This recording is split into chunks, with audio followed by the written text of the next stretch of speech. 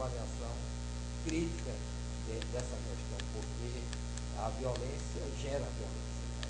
E um regime violento como aquele que estava implantado apresentava-se para as pessoas que faziam oposição, talvez o único caminho era a luta armada.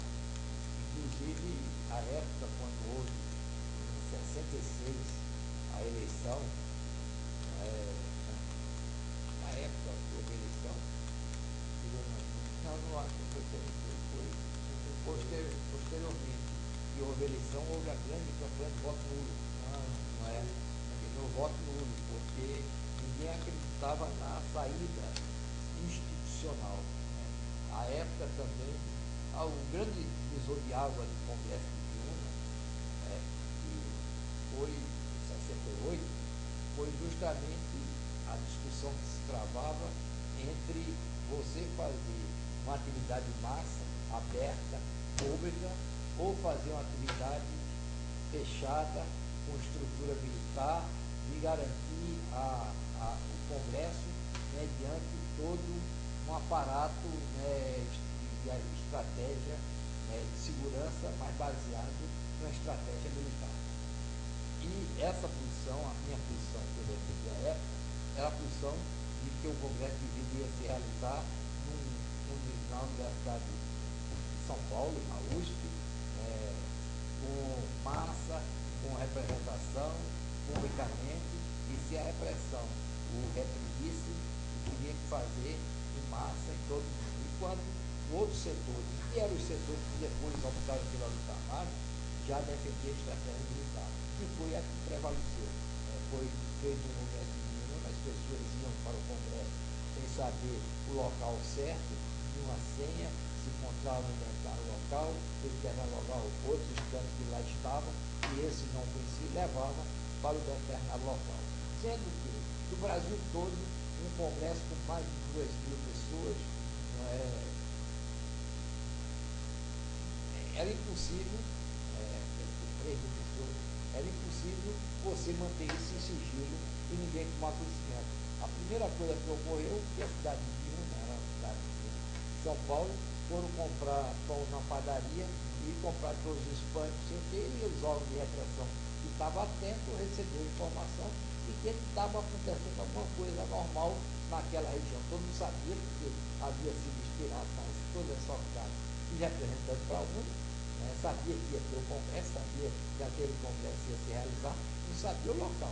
Mas com as informações e com a mobilização do Brasil todo, de mais de 3.000 pessoas, para um encontro de estudantes e com a compra exagerada para atender essas pessoas nos locais das padarias, chamou a atenção dos órgãos da repressão e houve a prisão.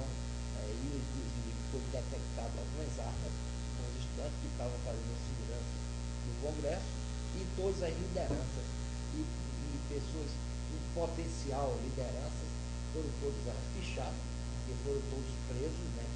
Então, essa Congresso do Mundo, quando houve posteriormente o Decreto-Lei 477 e aumentou a repressão, os órgãos de segurança já tinham mapeado quem eram as lideranças do movimento estudantil no Brasil, porque já tinha feito a prisão dessas pessoas e haviam colhido depoimento dessas pessoas, sabendo quem era a liderança de cada escola. Ou foi preso lá, ou alguém foi falado nesse depoimento das principais lideranças que existiam em cada estado. Então, o Congresso de Viúna serviu para os órgãos de segurança mapear essa liderança e que depois, as principais lideranças que foram presas, depois foram trocadas mais adiante com o embaixador norte-americano. O norte-americano depois que saiu o Zé Disseu, o Vladimir, essas pessoas todas que eram as principais figuras do Congresso de Viúna, e foram para o exterior. E daí houve outros sequestros também do embaixador, e ele serviu, o cônsul, ele servia quase como um habeas corpus para liberar essas pessoas, já que legalmente pessoas não podiam ser liberadas, porque com o AI-5 o habeas corpus inclusive foi suspenso. Você impetrava o habeas corpus apenas, às vezes, para tentar localizar alguém que estava preso e as prisões não havia sido comunicado aos juízes militares, às auditorias. Então era importante impetrar para legalizar, mas não como uma medida liberatória, porque o habeas corpus não funcionava para, diante do AI-5, para liberar os presos políticos. E com o AI-5 houve endurecimento de toda a legislação repressiva no Brasil. Inclusive o Decreto-Lei 477, ele é baseado no ato constitucional número 5. E uma coisa que ninguém observa, que o Decreto-Lei 477 não era somente para os estudantes, ele se aplicava também aos professores e funcionários da universidade que tinham posições contrárias à universidade, contrário ao regime que eles consideravam subversivo. Sendo que aos estudantes se aplicava uma única pena, que era uma pena de 3 anos de suspensão e proibição de estudar em qualquer universidade do país. Não havia uma gradação de pena. Você podia ser um estudante que fizesse um pronunciamento a favor de Che Guevara, ou se sacudisse uma bomba dentro da faculdade, você receberia 3 anos. Agora, o que podia ocorrer era que, além de responder ao 477, a cópia do 477 era mandada para a auditoria militar, para o promotor da auditoria militar, que ele poderia denunciar ou não se a pessoa, além de ter infringido o 4777, se houvesse infringido também a Lei de Segurança Nacional. Aí eles poderiam ser processados pela Lei de Segurança Nacional. Em relação aos professores, era aplicada a pena de proibição de trabalhar em qualquer universidade ou escola ou serviço público no país pelo período de 5 anos. Isso fazia com que, qual foi a finalidade de se fazer essa lei, fixar 3 anos e 5 anos? 3 anos porque se a pessoa ficasse afastada mais de 2 anos da faculdade, era jubilado. Então não podia mais voltar a continuar o curso. E o funcionário público que ficasse afastado mais de 5 anos do serviço público, não podia retornar ao serviço público. Então a intenção inicial, que não foi declarado expressamente, tinha esse objetivo. Sendo que o fato político muda com muita rapidez, as correlações de forças também. Então, quando venceu-se os 3 anos depois, foi possível, já existir ambiente que permitiu os estudantes retornarem e concluir o seu curso. E os funcionários, professores que foram afastados 5 anos, etc., posteriormente foram anistiados. Não votaram, mas foram para o exterior, ter outras atividades, etc. E quando veio, mais adiante, a Lei 79, todos eles foram anistiados e voltaram reintegrados. Mas a intenção, quando foi decretado o decreto, foi esse. Inclusive, o Decreto-Lei 477 nunca foi regulamentado. É um decreto que não tem uma regulamentação. Tem que ser regulamentado e não é regulamentar. Então, não está estipulado se tem defesa, como é feita a defesa, apenas diz que quando tem mais de um acusado, tem 96 horas para se defender. Mas não tem defesa prévia, tem todo um procedimento que é colocado em qualquer processo.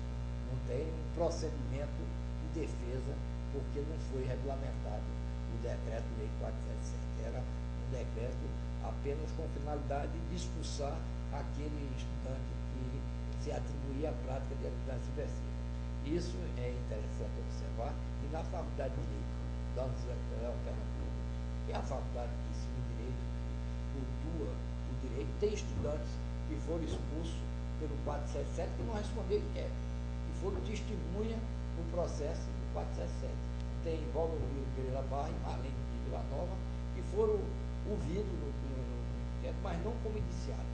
E foram expulsos. E quando foram procurar saber por que foram expulsos, a informação que foi dada é que eles eram amigos de Eneide e de Marcelo e que Inocente pagava um pouco culpado e que a história um dia lhe faria justiça.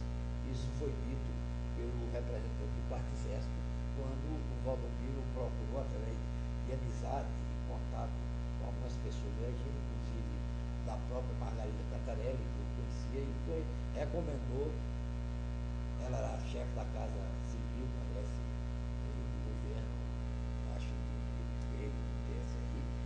Clodomiro o procurou e ela encaminhou, né, que ele procurasse a segunda seção do quarto exército. E ela esteve lá com o general. O general atendeu e disse a ele que não podia fazer nada, porque ele havia sido punido pelo Ministério da Educação, que não era pelo, fosse pelo Ministério do Exército, ele podia ver ainda, e ele, quando insistiu, ele disse, não, você foi punido porque você era amigo de Marcelo e de Eneida, que são subversivos, que são isso, são aquilo. E quando ele insistiu coisas, eu não posso fazer nada, apenas o senhor vai ficar um dia de toda a revolução inocente e paga por culpados, e se você for inocente, a história um dia lhe fará justiça. Né? Ele disse isso ironicamente, mas a história realmente é inexorável. Né? E hoje a gente tem, pelo menos eu tenho, toda essa punição que eu recebi da faculdade, que na época foi muito duro ter um curso interrompido somente para alguém, filho de classe média, e que não tem nenhuma riqueza, e a única coisa que pode dar é o curso universitário para a pessoa conseguir um emprego, conseguir sobreviver. Na época eu estava no quarto ano de Direito, já em setembro do quarto ano, quando fui afastado, e eu me lembro que ao chegar em casa, muito acabrunhado, né, com a cassação, e papai virou-se para mim e disse que eu colocasse aquela cassação, aquele ato no quadro, e um dia aquilo ia me ser ainda muito importante, porque a injustiça que estava sendo cometida contra os estudantes naquela época, um dia a história iria fazer justiça. Né? E que a gente não desanimasse, etc., que isso eu deveria continuar o curso no exterior, porque eu fui uma das pessoas que mais estimulou, para não ter recursos para custear o estudo, eu teve que ter uma cota de família, né? Tio meu, mais uma irmã, etc., se juntaram, e mais ele, né, e custearam, né, o estudo em Portugal. Né? Depois foi negada a matrícula e ele ficou mais trabalhando, né, na malteria, trabalhando também em fazer jardim e alguns serviços domésticos, que ele recebia uma remuneração, e essa remuneração garantia a nossa sobrevivência.